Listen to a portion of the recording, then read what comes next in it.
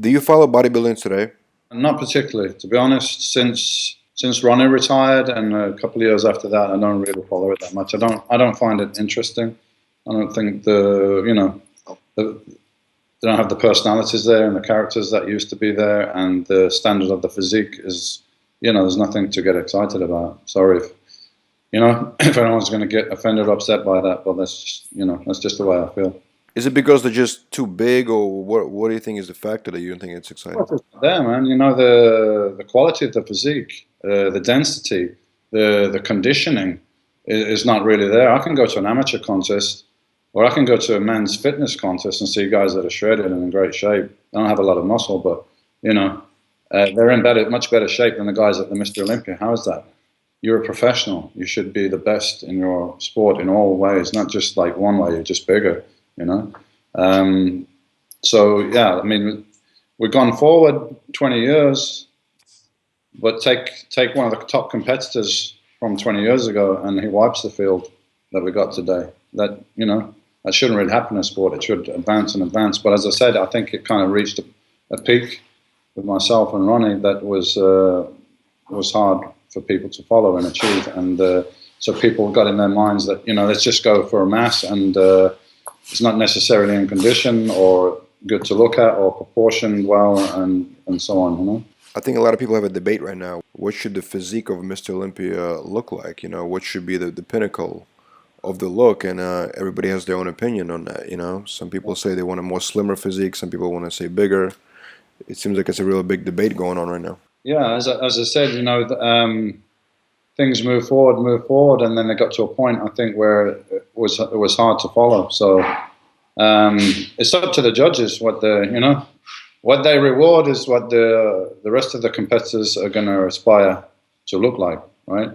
So the guy before me, who was Mr. Olympia, was Lee Haney, and Lee Haney had a great physique, little waist and wide shoulders and all that, but the main reason he won, it was just so much bigger than everybody else. Had more muscle, So that was my bar that I had to overcome. I had to get bigger than Lee Haney, and then Ronnie had to be bigger than me. And there's not many people out there that can be bigger than Ronnie, I don't think, in shape. We haven't found that guy yet, So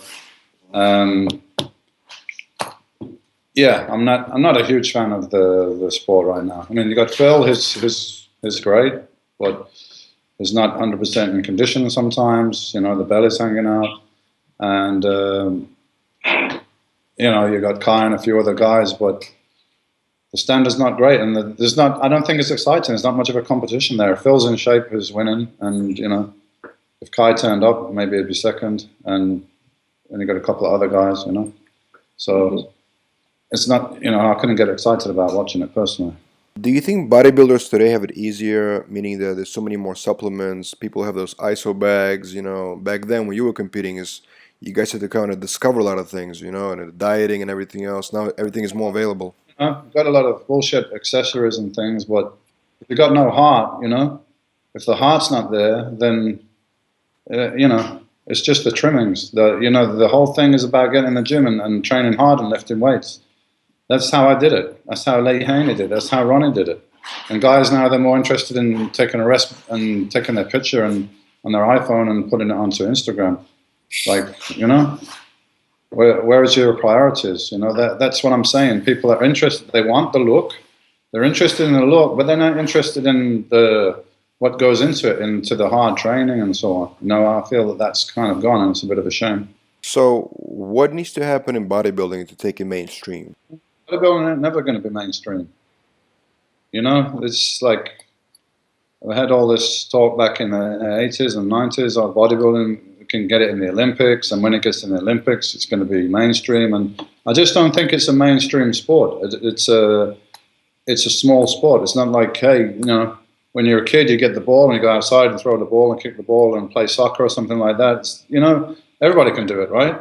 Bodybuilding is, I think it's a kind of minority sport, and it's got bigger with the whole fitness industry, but I don't think bodybuilding itself is going to go mainstream, and hey, I don't care if it does or not, to be honest.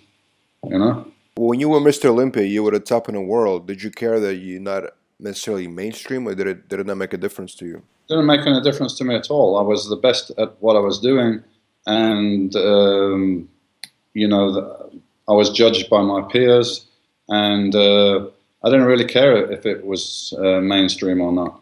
I think it's great if we could, you know, get the message across, what's involved in bodybuilding and how it can, you know, competitive bodybuilding is just one small aspect of bodybuilding. It can be a very positive thing for many people, you know, going to the gym and getting stronger and so on, and helping to reach your goals and make yourself feel better, all these things.